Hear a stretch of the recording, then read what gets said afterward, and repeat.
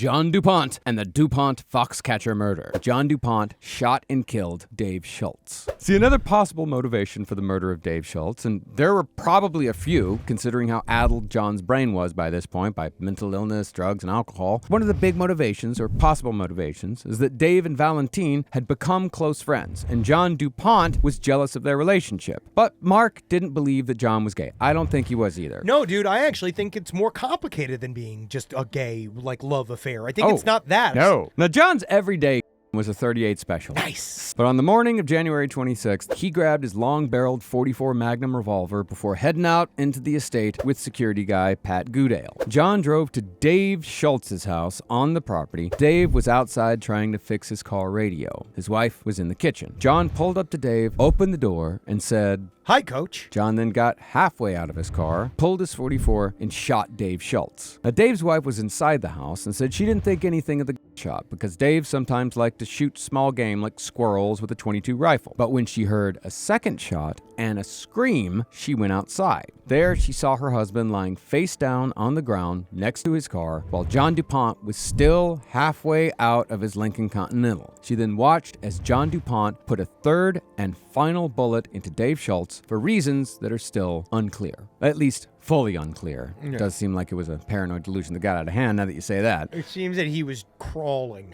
and then he did a final shot to his back. Yeah.